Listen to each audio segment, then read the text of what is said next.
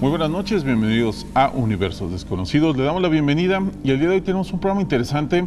Vamos a retomar de esa parte que estábamos hablando sobre el paganismo en Costa Rica, sobre esas religiones, las podemos llamar de esa forma, de esa cultura, de esas otras visiones que muchas personas aquí en el país están extendiendo, están manifestando, y vamos a aprender un poco más sobre la cultura nórdica, sobre la cultura vikinga, que nos las han hecho ver de una forma bastante salvaje, nos las han hecho ver que eran simplemente guerreros dedicados a la destrucción, a azotar aldeas, y la verdad es que es muy diferente todo lo que envuelve a la gran cultura nórdica.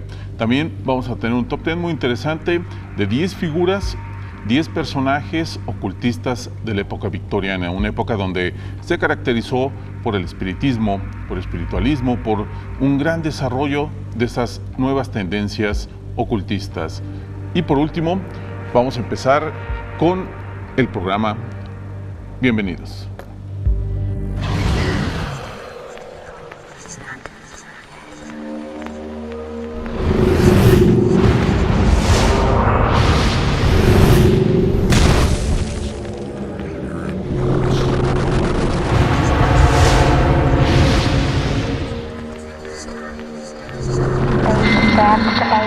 La sociedad vikinga era profundamente creyente y muy celosa de sus dioses y tradiciones. El paganismo nórdico fue un serio competidor del cristianismo, una creencia monoteísta procedente de Oriente Medio, que en algunos casos, aún impuesto a la fuerza, no llegó a eliminar el poder de unas deidades muy vinculadas a fenómenos naturales y los quehaceres diarios que protegían seres sobrenaturales de gran poder. Los dioses eran amigos, no figuras subjetivas, lejanas y ajenas a la comprensión terrenal. A los dioses no se les temían, se les respetaba. Los dioses nórdicos se dividen principalmente en dos razas: los Aesir, procedentes de Asgard, que suelen estar asociados a funciones de gobierno y la guerra, y los Vanir, cuyo mundo es Vanaheim, y a los que se les suelen atribuir funciones de fertilidad. Sin embargo, esta división de funciones no suele cumplir estrictamente en lo relativo a los dioses nórdicos. Los Aesir y los Vanir eran razas enfrentadas, pero tras su reconciliación fueron capaces de convivir entre ellos.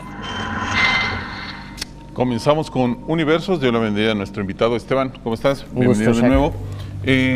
La otra vez que estuvieron aquí en el programa hablando de paganismo, tocamos un poco el tema de la cultura nórdica, del paganismo nórdico, y obviamente es un tema muy interesante, no solo por el hecho de ser una cultura bastante avanzada, con mucha tradición artesanal, con mucha tradición naviera y comercial, sino porque pareciera ser que tuvieron más influencia en el mundo de la que nos han relatado. Eran comerciantes extensos, aún más que salvajes y conquistadores. También hacían a través del comercio y lograron llegar a muchas partes. De hecho, lo comentamos en el programa pasado de Cristóbal Colón, los que realmente europeos o los de ese lado del mundo, los que pisaron por primera vez América, fueron ellos. O sea, las pruebas están que ellos intentaron establecer las primeras colonias europeas en América, no Cristóbal Colón, por su alto grado de conocimiento de los mares que tenían. Es correcto. Alrededor del año 1000 se les está descrito en sagas, ¿verdad? Como lo que sería la saga de Leif Erikson. Ellos llegaron alrededor de ese año, el año 1000, y siguieron llegando aparentemente a zonas de Canadá. Anteriormente se dudaba si lo que decían las historias era cierto, pero con el tiempo se fueron encontrando más objetos arqueológicos que no apuntaban a indígenas americanos. Los primeros fueron ciertos hogares que tenían las mismas estructuras que casas vikingas, y también el más reciente, que es un crisol para hacer forjas o fundiciones de bronce y otros materiales más maleables, ¿verdad? Unos metales más maleables que el acero. Tecnología que en ese tiempo los indígenas americanos no tenían. Sí, obviamente son avances que no se conocían de este lado del mundo, y aparte ellos habían avanzado ya, digamos, por la parte norte, por Islandia, por toda esa zona, habían estado avanzando en colonias hasta llegar a América, que era un paso obviamente lógico, puesto que ellos se conoce o se sabe también en relatos y en escritos que llegaron a casi toda Europa, llegaron al norte de África, y llegaron a mezclarse con casi medio mundo. Sí, es correcto. Digamos, por ejemplo, ellos llegaron a comerciar hasta Oriente Medio, o sea, algo que era muy poco probable, ¿verdad? Desde Escandinavia ir a Oriente Medio. De ahí es de donde conseguían la mayoría de sus aceros y metales de alta calidad y pues prácticamente cero basuras, ¿verdad? O sea, eran tan puros que ellos sabían cómo manejarlos, ¿verdad? O sea, y ellos también fueron hasta el norte de África, a punta de comercios, los famosos pantalones, ¿verdad? Que claro, se les veían, que eran bombachos y de líneas, ellos los obtenían de Arabia, o sea, eran zonas muy, muy comunes para ver ese tipo de cosas. Así es. Vamos a ir a la siguiente cápsula y vamos a ir hablando un poco de sus dioses, vamos a ir hablando un poco de sus tradiciones, porque aparte que desmentir muchas de las que conocemos, de que eran un pueblo sucio, de que eran bárbaros, de que eran homicidas, de que hacían sacrificios animales y de personas a donde llegaran. Otra también mito es que su vestimenta era con cuernos y demás, cosa que no se ha encontrado, bueno, de los pocos o muy pocos cascos vikingos que se han encontrado armaduras, ninguna tiene cascos ni hay escritos de que las tuvieran. Entonces hay mucho que desmentir sobre esta gran cultura. Vamos a ver la cápsula. Originalmente, se trataba de una raza menor de dioses de la fertilidad y representados como hombres jóvenes y mujeres de gran belleza que viven en bosques, cuevas o fuentes. Se les considera como seres de larga vida o inmortales y con poderes mágicos. A pesar de sus orígenes y raíces nórdicas, también pueden ser comparados con las hadas y otros seres de culturas europeos. Los elfos son criaturas de apariencia frágil y delicada que viven durante cientos de años. Su aspecto físico es bastante similar al de los humanos, aunque tienen ciertas características como sus orejas puntiagudas, su piel pálida y sus ojos almendrados, que los hacen bastante distinguibles de los hombres. A pesar de ser menos corpulentos que los humanos, tienen mayor agilidad y destreza en sus movimientos. Un elfo se mueve con gracia y delicadeza, y de un modo tan sutil y silencioso que a veces es imperceptible su presencia. En la mitología nórdica, las Disir son una colectividad de seres femeninos divinos de quienes poco se sabe con certeza, excepto que son mencionados en concurrencias con la muerte y el fallecimiento. Dis es creído que corresponde a las Idis mencionadas en los encantamientos de Merseburg, en alto germano antiguo, así también con Ides, un sinónimo poético anglosajón para mujer. Posiblemente esté también relacionado etimológicamente con las Disanas, un grupo de deidades femeninas en la Ayurveda. Dis puede ser usado en una manera sugestiva de un título. Freya es llamada Vanadis y a Alfail se le refiere como un Sundis. Algunos nombres de lugares escandinavos muestran la influencia de Disir, tales como Diseberg y Disive en Suecia o Dicen en Noruega. Esto es algo muy interesante, Esteban. Los dioses para ellos, la naturaleza para ellos era vista de otra forma. Obviamente cuando la cristianización llega a todo el mundo, el paganismo sobre todo lo vivimos acá también, teníamos un cierto paganismo nosotros también en esta parte del mundo. La relación esa con la naturaleza, con los animales se acaba, se extingue, los espíritus de la naturaleza también los acaban, y la relación que los vikingos tenían con sus dioses era diferente, no eran dioses como los que conocemos ahora de judeocristianos, que son de miedo, de temer, eran más amigos, compañeros de un viaje, ¿no? Sí, o sea, digamos, el principal miedo que se le tenía a estos dioses era el que no les ayudaran. Era realmente el único miedo que podían tener de un dios, el abandono de un dios o algo así por el estilo. Jamás habrían temido de la ira de un dios, como pasa en muchas otras culturas, ¿verdad? Que se les pasa en la mitología griega, ¿verdad? Pasa en el cristianismo y otras culturas en las cuales los dioses son seres a los cuales hay que temerles, ¿verdad? O sea, y de una forma muy, muy, muy, pues, celosa, ¿verdad? O sea, sí, es la base, digamos, de la fe, ¿no? El sí, temor a un dios. Es correcto. Por ejemplo, la relación que tenían ellos con los dioses era principalmente de armonía y de favores, o sea, intercambios. Ellos a la hora de hacer un ritual o lo que fuera con un dios era su comunicación con ellos y darle algo a cambio de un favor de ellos. Era el principal motivo.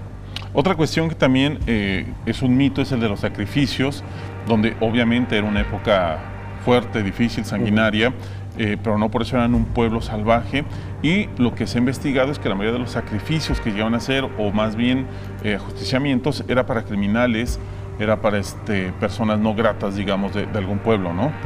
Es correcto, digamos, un dios como por ejemplo Odín, siendo un dios de guerra, a la hora de tener, pues por decirlo así, prisioneros de guerra, lo que habrían hecho es sacrificarlos. Ellos no podían mantenerlos, no había manera de tenerlos ahí y pues al ser resultado de la guerra iban para Odín. O sea, los pocos que se tenía conocimiento pues de la época escandinava específicamente, ¿verdad? Otra cuestión es que si tenían prisioneros, ya fuera de la misma zona, de su misma sociedad, no es conveniente estar manteniéndolos, ¿verdad? Entonces posiblemente hayan sido sometidos a penas de muerte. Que no, por eso no era una sociedad tolerable, porque se sabe también que había personas que llegaba a ver de otras culturas, o sea, en algún momento de todos los días que había, en alguna tribu podía haber personas que habían llegado de Rusia, de algunos españoles, portugueses, demás, porque se podían incluir en una cultura que absorbía otras ideas, se absorbía otras personas, no siempre, pero sí eran como buenos mercaderes, sabían tolerar a varias otras culturas. Incluso podían llegar a tener cargos especiales en la sociedad. Se conoce, digamos, en el famoso barco de Oseberg, ¿verdad? Que es el barco mejor preservado en la historia. Se mantiene en Oseberg, Noruega. La reina que fue sepultada ahí se llamaba Ausa y fue posiblemente una siria. Debido al poco ADN que se ha encontrado en los huesos, se pudo determinar que era de una etnia más al sur, ¿verdad? O sea, no tan escandinava, lo cual pone en duda el famoso criterio de que el vikingo era un ario, ¿verdad? O que siempre todos eran rubios, ojos azules, pálidos. En realidad, en ese tiempo, el índice de personas rubias pertenecían más al sur de Alemania que a lo que habría sido el escandinavo nórdico, ¿verdad? Sí, no, recordemos, bueno, o lo que se puede observar, ellos tenían también una mezcla diferente, no todos eran hombres de 2 metros corpulentos, en cambio el estándar de promedio era de estatura alrededor de los 1,70, 1,80, también no demasiado exagerado, ¿no? Había mucha deficiencia en la alimentación, eso influía. Tomar en consideración, ¿verdad?, que los inviernos eran duros, entonces un invierno duro podría haber afectado a niños perfectamente y afectado el estándar que tenemos hoy de ellos. La mayoría del vikingo medía entre 1,70 m y 1,80 m aproximadamente, entre los más altos. No llegaban a más de esa altura, además de que los problemas de salud para una persona tan alta que supera el 1,90 m, en esa época habría sido difícil de tratar, ¿verdad? Claro. Otra parte estaba muy interesante y que yo creo que a la mayoría le llama la atención es toda su mitología y todos los seres que los acompañaban. Lo hemos visto últimamente con la moda de las películas del Señor de los Anillos, los que antes empezamos no en la moda leyendo los libros, los juegos de rol, conocemos todos los seres, los enanos, los elfos, los dragones, los trolls, los demás, que eran parte de la vida diaria del pueblo vikingo. Sí, es correcto. Muchos de estos seres eran o trolls o elfos o disir del hogar, y estaban los que estaban fuera del hogar, que eran del territorio salvaje. Era un concepto principalmente espiritual conocido como el Inangard y el Utangard. Ellos veneraban a los seres fuera de este lugar diferente, ¿verdad? Y los de adentro diferente. Todos estos seres o eran expulsados del hogar de cierta manera o eran honrados para que mantuvieran la paz en su propiedad. Eran elfos, lo que se conoce como Nise o Tomte, ¿verdad?, que son los que dieron nacimiento a los gnomos posteriormente, las mismas Disir, por ejemplo, lo que serían los trolls específicamente, que son seres muy traviesos que hay que estar expulsando de la casa en cada ritual o en épocas específicas que ellos consideraban que era cuando atacaban, ¿verdad? Incluso el ganado era afectado supuestamente por estos seres. Así es, vamos a ir a un corte, pero vamos a continuar hablando sobre este interesante tema. Vamos a ir explorando lo que eran la simbología religiosa, lo que se conoce sobre sus dioses, su convivencia con ellos mismos y también sobre los rituales que hasta el día de hoy han influenciado un poco, se siguen manejando en lo que conocemos como muchas religiones New Age, que son seguidoras de la naturaleza. Continuamos.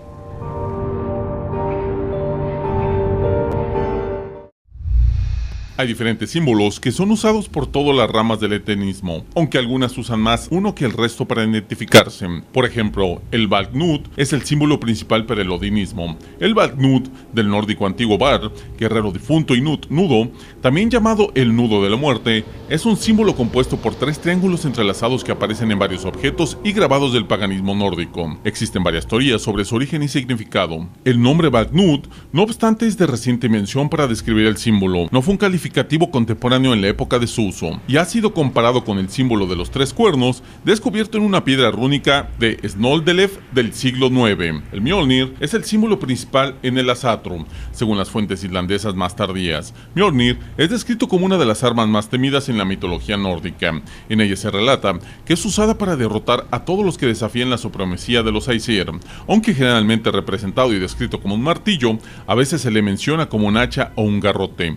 Uno de los mitos más populares sobre su origen es relatado en el Skaldskaparmal, donde se menciona que los enanos Sindri y Brok lo forjaron y obsequiaron a Thor como parte de una apuesta que le realizara Loki. El Golinsbursti es el principal en el Vanatru y el Irminsul es el principal del teodismo anglosajón.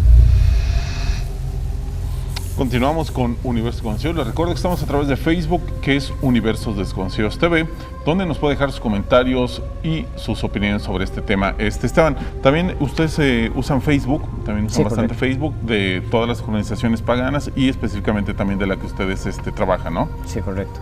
¿Cuáles son los que tienen ustedes? Las páginas. Exactamente, Facebook. Sí, actualmente en Facebook tenemos Kindred Irminsul, Yggdrasil Norse Crafts, que es específicamente para tallados en madera o diferentes tipos de artesanías, y tenemos otro que sería el de la Alianza Pagana con el resto de los paganos, ¿verdad?, de otras sendas como el Cultus Deorum, la Wicca y los druidas. Esa es bastante interesante para todos los que estén como interesados en ir conociendo un poco de todo. A través de la Alianza Pagana pueden ahí ir viendo opiniones, debates y demás sobre estas nuevas tendencias que se han retomado a través de los últimos años, sobre todo alrededor de los 60, 70 es cuando se empezó a retomar un poco ese contacto con religiones antiguas. Pues obviamente una búsqueda diferente de encontrar la espiritualidad, ¿no? Sí, es correcto. Muchas religiones, o sea, digamos, no solamente el Asatru, que ya a partir de los 70 fue reconocida oficialmente a través de Islandia, muchas otras religiones paganas que empezaron a renacer casi que al mismo tiempo, tal vez desde los 40 hasta los 50, mermando un poco tal vez por sucesos como guerras mundiales, ¿verdad? 70 ya recuperándose, empieza a verse otra vez un alza en estas religiones. Actualmente existen muchas organizaciones que se fundaron a base de eso, a nivel internacional, entonces se va viendo poco a poco desde Estados Unidos, Europa, Latinoamérica, no solamente en Europa, sino que también se han visto organizaciones paganas hasta en Israel o, por ejemplo, diferentes zonas de Asia, se han ido levantando poco a poco. Esto es algo muy interesante, puesto que permite una convivencia diferente. La mayoría de los nuevos, de los jóvenes, de los niños que están naciendo últimamente, tienen una forma de ver el mundo muy diferente. Yo lo he notado, notas la convivencia o el respeto al medio ambiente, se ha retomado bastante, la convivencia con los animales, con la naturaleza también. Hace tiempo era muy común ir a un circo, ir a un zoológico. Ahora afortunadamente se están acabando como este tipo de prácticas donde se tenía que ver encarcelado a un animal. Ahora se busca que estén en la naturaleza, y esto hace que estas religiones como la Wicca, como los druidas, como ustedes, el Asatru, tengan una convivencia diferente con estos espíritus, con estos seres, los que hablamos en el bloque pasado, los elfos, los gnomos, que son espíritus, seres de la tierra, y que también, como lo comentaba, se les puede pedir favores, se les pide protección, o muchas veces, otras veces hay que tratar de controlarlos porque también hacen travesuras en las casas, ¿no? Sí, correcto. Estas creencias parecieran resurgir a base de ese cambio de pensamiento. No siento que estas creencias hayan dado el cambio de pensamiento que hay ahora, es más bien al revés. La gente se está acercando debido a que primero se acercan a la naturaleza y tal vez en otras religiones indoctrinadas, ¿verdad?, con las que ellos crecieron, no son tan compatibles con su nueva forma de pensar. En el mundo siempre se ha visto un cambio constante, ¿verdad?, y se ve en antropología, la mayoría de la gente que estudia eso, siempre hay ciertos momentos en que la sociedad va cambiando, ¿verdad? O sea, hay como retrasos y adelantos, retrasos y adelantos. Y aparte es las religiones a las que estamos acostumbrados, sean religiones de encierro, de estar orando en un solo lugar, y esas religiones son más abiertas, de festividades, de convivencia, de aprender, de convivir, lo que lo hace obviamente más llamativas a muchas personas de no querer estar simplemente en un lugar enclaustrado, ¿no? Cambia mucho la tendencia. Es el cambio de una religión impersonal a algo más personal y social, porque entendemos que vamos a la iglesia pero vamos solos prácticamente, todo el mundo está callado, viendo al frente. Mucha gente se cansa de eso, o sea, no hay dinámica, no hay una verdadera conexión espiritual, es solamente estar viendo al frente. Mucha gente se cansa y es algo que muchas personas me lo han dicho. Y es una opinión bastante común, el hecho de que usted se siente ajeno en su propia religión. Usted no se le integra, no es parte de una familia, o su familia simplemente es la religión aquí, esto y ya, y no se discute, y ¿verdad? La gente no se siente como involucrada. En cambio, en el paganismo, la gente tiene derecho a dudarlo todo, tiene derecho a cuestionarlo, a reestudiarlo y a proponer nuevas teorías en base a evidencias nuevas, ¿verdad? Pero es muy dinámico, también la parte social es muy importante en el paganismo, es el hecho de volver a reunir a la gente, volver a unificarla como si fuera una tribu específicamente. Y algo que me llama la atención sobre el paganismo, sobre todo estas, es que se aceptan, se aceptan las pruebas o la evolución del mundo científico, el mundo moderno, no son religiones dogmáticas donde se cierren a entender que obviamente un rayo, un trueno no son producidos por un dios, sino es un fenómeno físico, sino más bien es un camino espiritual, como decías, es más bien el tener a alguien en quien basar tu espiritualidad más que una explicación real de fenómenos en el mundo, ¿no? Sí, correcto. O sea, para nosotros la ciencia es lo principal. Sin la ciencia no podemos tampoco reconstruir la misma religión en sí. O sea, dependemos de la arqueología para cosas que están perdidas, que vamos descubriendo poco a poco y reintegrando, ¿verdad?, a estas religiones.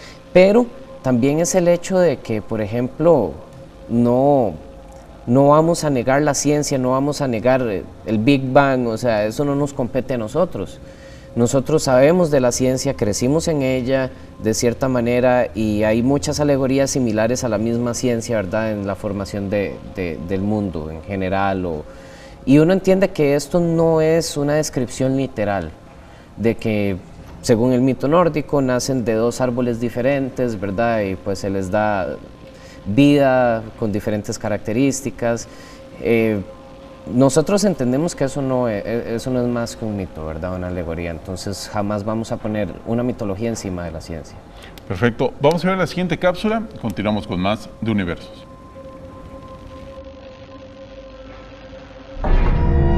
La Satru es una espiritualidad que no está sujeta a ningún código de moral específico. Si bien muchos gustan seguir las 9 nobles virtudes, estas son un invento moderno del Odinic Rite y no pertenecen a la Satrum, solo al odinismo. El Javamal suele ser usado como una referencia ética, pero también es visto como un libro de dichos y consejos de la época vikinga. Al ser una religión que avanza y evoluciona, adaptándose a su entorno y leyes locales, su código moral carece de una estandarización, como sucede con las religiones relevadas que ponen reglas al comportamiento y pensamiento de sus feligreses. Los etenistas suelen basarse en la reconstrucción del modelo ritual llamado Blood, el cual consiste de un llamado a los dioses, una entrega de ofrendas, algunos brindis y una celebración social o festín grupal.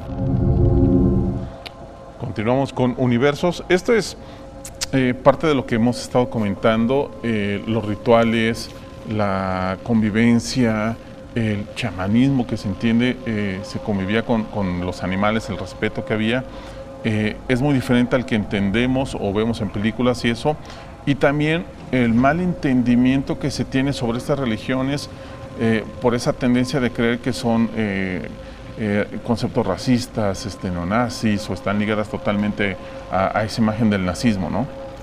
Sí, correcto. Es una desgracia, ¿verdad?, que eso suceda.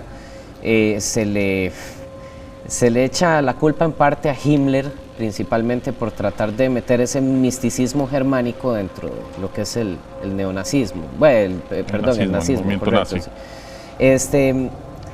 Que se fortaleció con lo que fue la Thule Gesellschaft.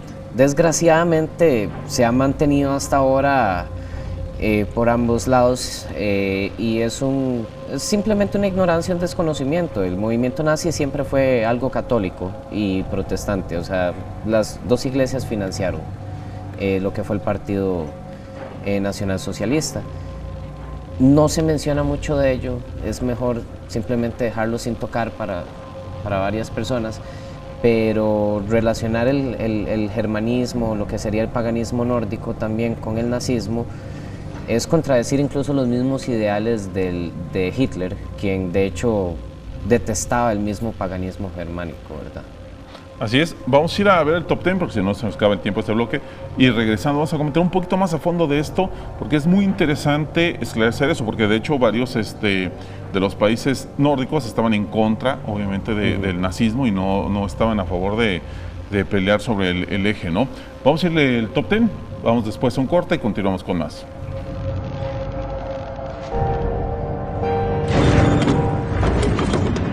Top 10. 10 espiritistas y ocultistas de la era victoriana.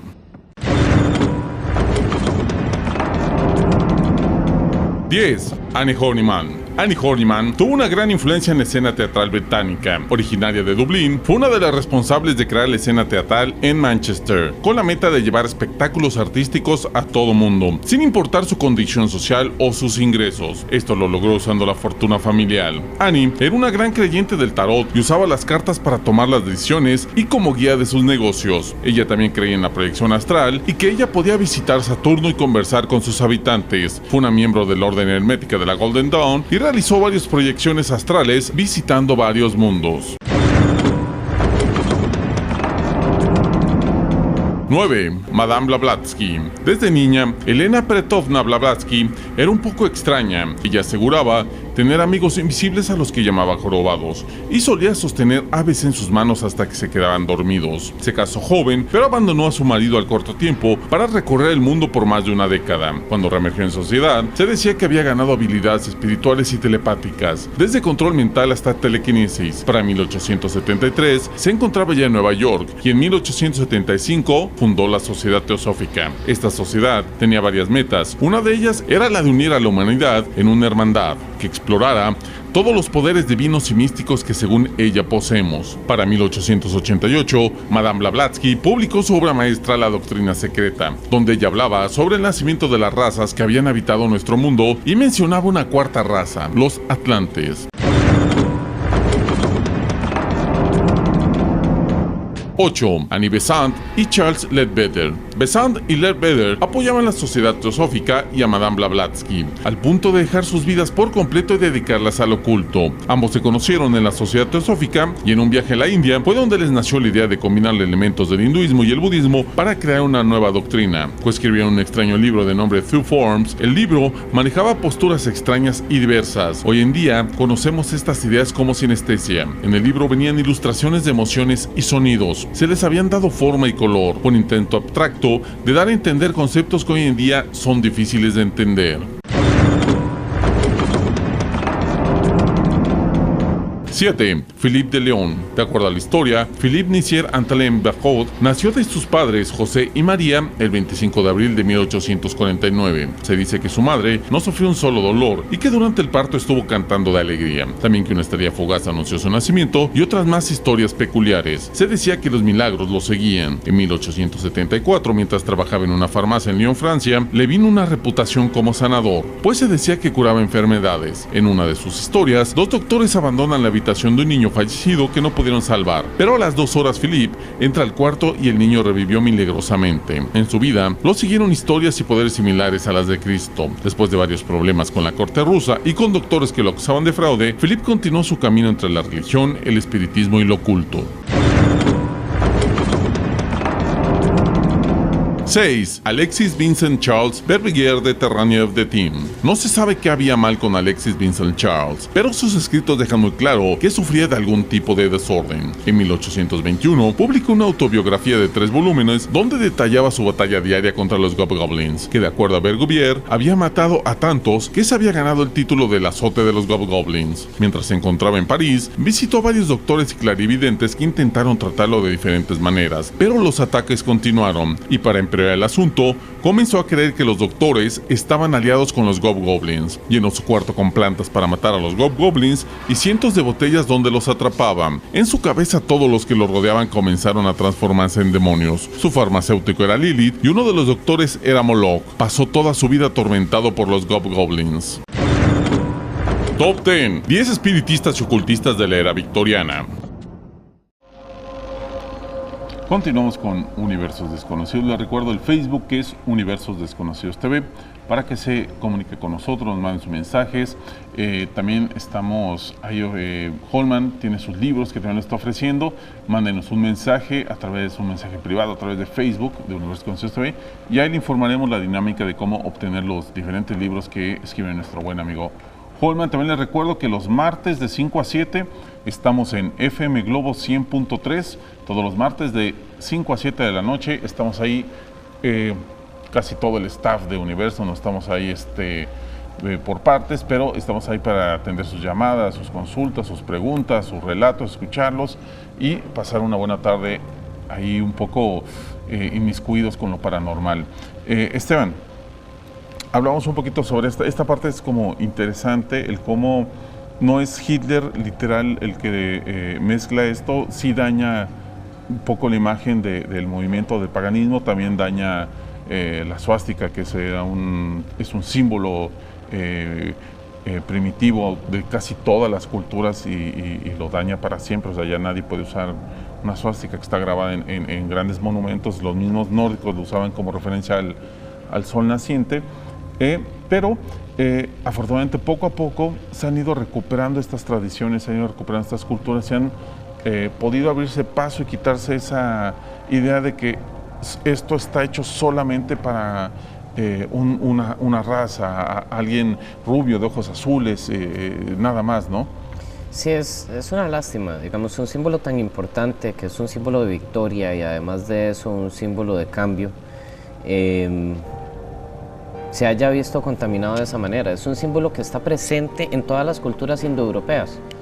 Eso quiere decir que podemos encontrarlo desde la India hasta Europa, incluso en Irán, ¿verdad? De donde específicamente proviene el término ario, ¿verdad? Desgraciadamente no es mucho el avance con respecto a la svástica y algunos que otros símbolos, pero sí se ha ido logrando desmitificar poco a poco, tratar de quitarle ese significado muerte, ¿verdad? Y en general... A las runas también, que están muy unidas a la SS, a varios movimientos racistas. Sí, correcto. Por ejemplo, la runa Sigel, que también es un símbolo de victoria, muy parecido a lo que habría sido la svástica o incluso el sol negro, por decirlo así, que está constituido de 12 runas Sigel. Es imposible ahorita limpiarlas del todo, ¿verdad? Más que todavía está el efecto víctima, ¿verdad? Ocasionado por todos estos daños, y es imposible olvidarlo en pocos años, pero poco a poco se ha ido desmitificando y se ha ido tratando de quitar ese símbolo de odio, ¿verdad? Así encima. Eso es muy importante. Lo vimos en la vez que estuvieron acá nuestros amigos de la Alianza Pagana, que es la mayoría de ustedes, bueno, todos ustedes, hay una convivencia entre todos ustedes. Cuando se realizan festivales, se juntan todos, no es ideas que separen, más bien intentan unirlo para hacer un movimiento fuerte, ¿no? Es correcto, nosotros tenemos tiempos en los cuales reunimos las 4 sendas disponibles en el país. En otros países es un poco más difícil, aquí es un poco más fácil. Se ha ido cooperando y se respetan las diferencias. Más que nada puesto que nuestros mitos, la mayoría provienen de las mismas culturas ancestrales, ¿verdad? Pero no nos llevamos mal, las diferencias de creencias no nos afectan en lo más mínimo. No podemos no estar de acuerdo con algo, pero no es problema de nosotros, por decirlo así. Así es. Vamos a ver la siguiente cápsula y vamos a continuar más en Universos Desconocidos. El árbol cósmico, Yggdrasil, es, en cierta forma, el armazón del mundo. Para la mitología escandinava, Yggdrasil alberga los 9 mundos en los que se divide el universo. Cada uno de estos universos se caracterizan dependiendo de las características de sus habitantes. Estos 9 mundos se ordenan a lo largo de Yggdrasil, el fresno sagrado que sostiene el universo. En sus ramas vive el águila tragacarroña y también 4 ciervos que se comen los tiernos brotes del árbol. Este tiene 3 raíces que llegan respectivamente hasta Asgard, Jotunheim y Niflheim, en donde cada uno se alimenta de un manantial. La raíz de Niflheim sufre los ataques del dragón alado Nikto, que roe su dura madera poco a poco, y de 4 serpientes que emponzoñan el agua con la que se nutre. En Asgard, la diosa Urd cura amorosamente las heridas del fresno con un ungüento especial. En el manantial de Jotunheim se encuentra la cabeza del dios Mimir, al que Odín consulta con frecuencia, pues conoce el pasado, el presente y el futuro. Por el tronco de Yggdrasil sube y baja una ardilla, mensajera de los insultos que Tragacarroña y Nikto se envían entre ellos. Esteban, hemos visto que tiene una gran relación con la naturaleza, creo que es la base de las regiones paganas, obviamente lo hemos visto. ¿En qué momento, a partir de la cristianización, se empiezan a volver, por decirlo, los malos de la historia? Casi todo mundo que te habla sobre paganismo está vinculado en la cabeza de todos hacia satanismo. Es gracioso. Nosotros no adoramos una figura tal como lo es Satán, ¿verdad? Lo que sería el antagonista de Dios. Nosotros no creemos en él tampoco, entonces no hay motivos por los cuales relacionar una creencia de otros dioses con lo que es el satanismo. Eso es principalmente con la intención de intimidar, ¿verdad? De tal vez dar por menos a la creencia de otras personas o tratar de convencerlos de cambiarse de bando. Tenemos entendido que la mayoría de las religiones abrahámicas han sido siempre dirigidas a lo que es el control político. Si usted controla las creencias de las personas, usted controla su país, controla su gobierno, controla su cultura y además de eso sus tierras.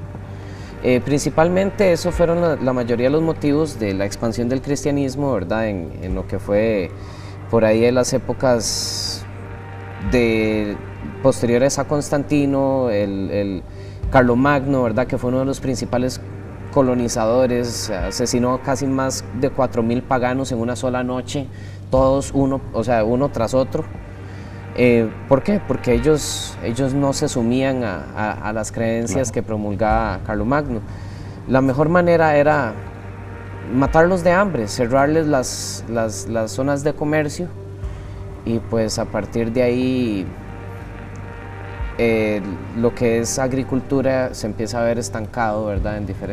Por los largos inviernos, lo que causa que los mismos vikingos tengan que ir a buscar comida, riquezas y cosas así por el estilo por otros lados, a la fuerza principalmente. Y de ahí nace el mito que conocemos del vikingo saqueador, del vikingo que llegaba y violaba y robaba y mataba a todos, ¿no? Sí, correcto. No todos eran buenos, o sea, claramente todas las personas tienen vicios, ¿verdad? Y a la hora de realizar actos violentos como era el ir a asaltar villas, pues otras características se van saliendo, ¿verdad?, de las personas, pero no todos eran así. O sea, bueno, digamos, recordar que era una época violenta, sí, ¿no? O por sea, supuesto, no o sea, solo los vikingos eran así, cualquier ejército, cualquier tribu en esa época era totalmente agresiva, por ¿no? supuesto, o sea, en esa época decir que los vikingos eran los más violentos era imposible. O sea, era tonto. Ellos eran los más tecnológicos a nivel de navegación. Sí, eran salvajes a la hora de ir a buscar comida, pero no era muy diferente a lo que hacían otras culturas vecinas. O sea, por ejemplo, Inglaterra, España en los años 1300. O sea, el quemar personas era un entretenimiento. Los mismos romanos, lo que habrían sido los coliseos, todas estas cosas, pues claramente no. Sí, la misma no era muy Inquisición y simple, la misma conquista de América fue bastante brutal, ¿no? Sí, correcto, o sea, nadie se escapa.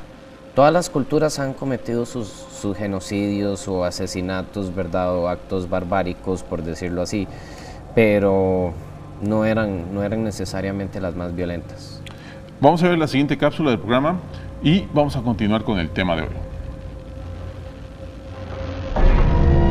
La idea de un lugar accesible solo después del duro trance de la muerte está presente en todas las culturas y pueblos. Algo debe ocurrir después de que nos quedamos fríos y nuestros cuerpos se vuelven a la tierra hechos ceniza. Para cada uno de estos lugares, adopta y da fe de la ideología y creencias de la cultura que le da lugar. Si para los cristianos la vida después de la vida es resultado de las acciones que tuvimos en el mundo y que se reflejan en el infierno, el purgatorio y el paraíso, y para los budistas la vida es un trance para salir del samsara, la rueda del sufrimiento y las reencarnaciones, es decir, los guerreros del norte de Europa, se hicieron a través de sus literaturas un paraíso a su medida. El Salón de los Caídos, el Valhalla, solo albergaba a los más bravos guerreros caídos en batalla. Para pueblos que estaban en guerra constante, la vida solo podía comprenderse en términos bélicos con una actitud de hierro, templada en el rigor y la lucha, la cual no quiere decir que el Valhalla fuese precisamente un spa ni una casa de campo. Si solo los valientes podían llegar, era porque Odín, el dios rector de Asgard, les tenía preparada una misión aún más grande. A diferencia de otras mitologías donde el más allá es un estado permanente de dicho desgracia, el Valhalla nórdico es solo un campo de entrenamiento de lujo para los más aptos.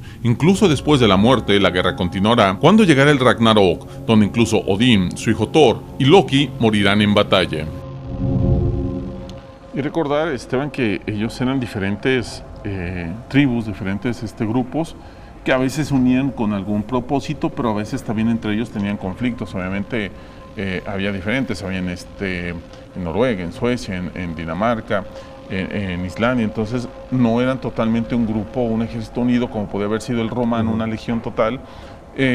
Y obviamente al ser pueblos pequeños tenías que defender tus territorios, tu riqueza, con una fiereza grande, por lo mismo que había otros grupos posiblemente más poderosos, por así decirlo, en busca de tus riquezas, ¿no?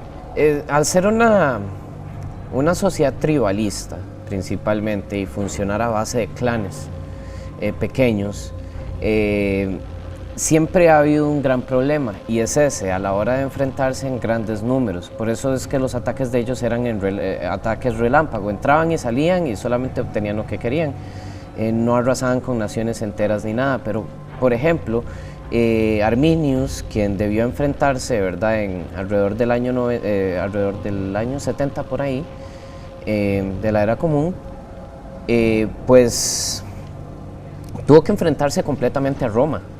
Y todas las tribus estaban dispersas, lo que serían los marcomanos, los queruscos, ¿verdad? No eran una tribu unificada, ¿verdad? No era una nación única.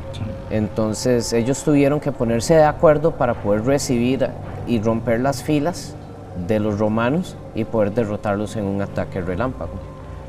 De ahí vienen obviamente esas ideas que nos hacen y nos quedan los vikingos, que ya hemos desmentido, y para avanzar, digamos, en esa idea que teníamos del ser humano sucio, anticuado, que nos hicieron ver la cristianización. Lo hicieron lo mismo acá, lo repito, con los indígenas originarios de América, que también nos hicieron ver de una forma bárbara, que hacían millones de sacrificios sobre pirámides, lo cual también es una exageración. Recordemos que la historia la escriben los vencedores y la mayoría ha sido por ellos, ¿no? Entonces, obviamente, al arrasar con tanta historia es muy difícil el escarbar y volver a encontrar nexos con ese pasado pagano, porque obviamente sufrieron de una conquista y de una destrucción bastante fuerte. No solo los nórdicos, también los celtas, también los germanos, fueron arrasadas sus creencias y sus ideologías. Hay que entender una cosa, el hecho de que sean más civilizados no los hace menos violentos.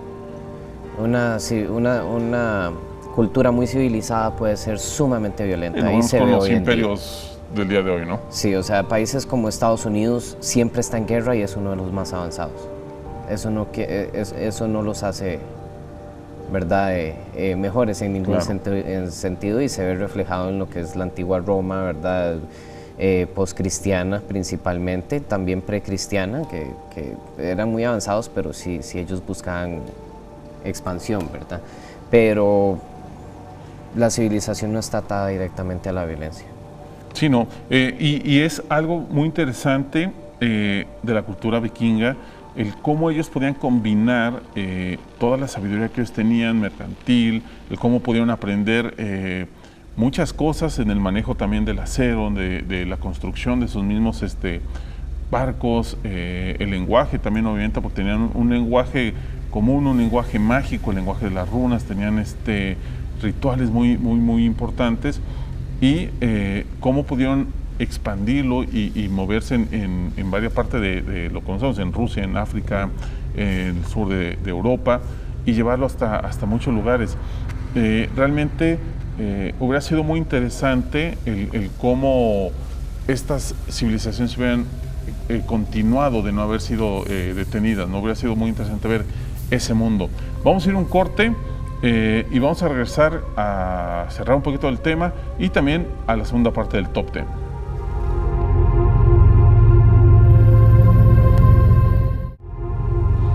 Continuamos con Universos Desconocidos. Recordamos Facebook Universos Desconocidos TV, y también busquen a nuestros amigos en la Alianza Pagana Costa Rica. Pueden ahí encontrar links para las diferentes páginas, encontrar foros de discusión, invitaciones, eventos. Hablando de eso, ustedes también están preparando un evento próximamente, ¿no?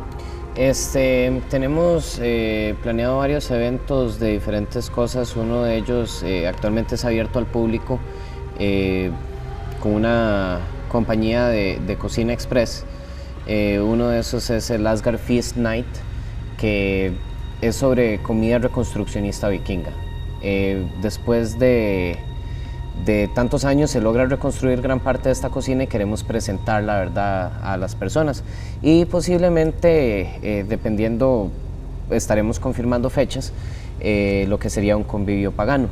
Entonces se invitaría a diferentes personas a convivir entre varias religiones paganas. Para los que estén interesados en asistir al evento de una cena de platillos vikingos, ¿en dónde pueden buscar informes? Pueden encontrarlo en Irish Food Services o Irish Express, y en Kindred Irminsul, la página de nosotros. Estaremos anunciando el evento hoy y mañana. Mañana es el último día para poder hacer transferencias y reservar el espacio. Perfecto, Esteban. Creo que es algo muy interesante el conocer y acercarse a diferentes culturas. Le hemos dicho, no solo verlo como una religión, sino más verlo como ampliar nuestra cultura, nuestros horizontes, el conocer a otras personas que piensan o nos pueden enseñar cosas diferentes. Con ustedes, aparte, por ejemplo, de encontrar filosofía, encontrar lectura, también la artesanía, el arte que se hace y se hace acá en Costa Rica, es muy interesante lo que se está trabajando también en cuanto a paganismo, no tan solo de lo que tú manejas de Noerco, sino de todas el pagano que está haciendo acá, ¿no? Sí, ha sido difícil, o sea, desde 2009 que empezamos siquiera a germinar, ¿verdad?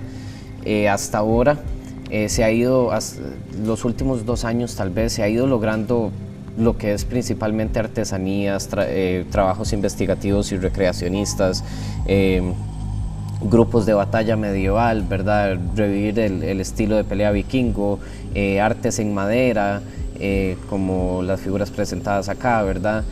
Otras importadas, pero también hemos logrado ir pues aprendiendo de las mismas artes de los vikingos para ponerlas disponibles al resto de las personas que no tienen acceso a ellas.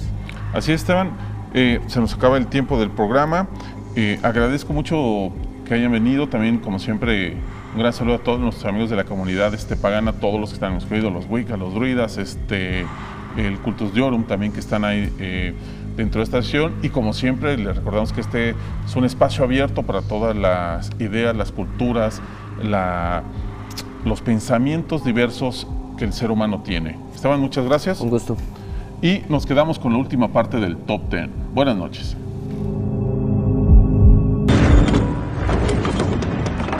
Top 10. 10 espiritistas y ocultistas de la era victoriana. 5. Las hermanas Fox. El espiritismo comenzó a volverse extraño en manos de 3 hermanas del estado de Nueva York. Cuando el 31 de marzo de 1848 las hermanas Fox, Maggie, Kate y Leah, realizaron su primera demostración de las supuestas habilidades de canalización que poseían. Aseguraban que un espíritu estaba en su casa y que éste podía responder a sus preguntas a través de golpes en la pared. No fue sino hasta 1888 que Maggie demostró cómo realmente realizaban esos toquidos, y era a través de los tacones de sus pies cómo realizaban estos ruidos, aunque esto no detuvo el movimiento espiritista de crecer, y para 1895, cuando ella murió, cientos de seguidores acudieron a su funeral. Pero para 1904, el Boston Journal reportó que un esqueleto había sido encontrado en las paredes de la casa de las hermanas Fox. Los seguidores de inmediato renovaron las esperanzas de los poderes psíquicos de las hermanas Fox, aunque después se demostró que era un esqueleto, sino más bien huesos y en su mayoría de pollo.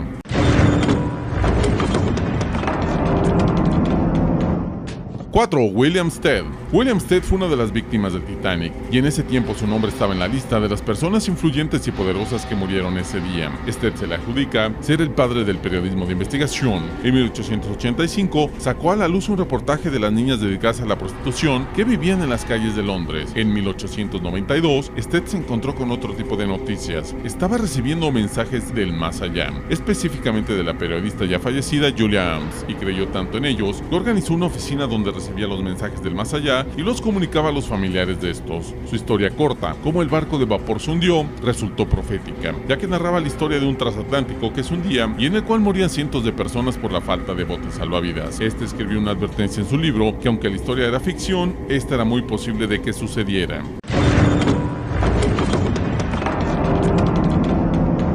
3. William Wynne Westcott. Nacido en 1848, Westcott tenía una capacidad increíble para aprender. Para 1871 ya era socio en el negocio familiar médico y se convertiría en director del Northeast London Central Middlesex. Fue un miembro muy activo de los masones y de la Sociedad Rosicruciana. De acuerdo a la tradición, Westcott se hizo de unos manuscritos encriptados en 1887. Cuando pudo descifrar el código, se dio cuenta que eran las instrucciones y los rituales para el templo de Golden Dawn de Isis Urania. Se formaron varios templos más, y para 1888 el templo de Isis Urania era ya bastante popular y respetado entre los seguidores de la Golden Dawn. Hoy en día, esta organización asegura ser los precursores de haber descubierto los secretos de la alquimia sexual y el poder del alma.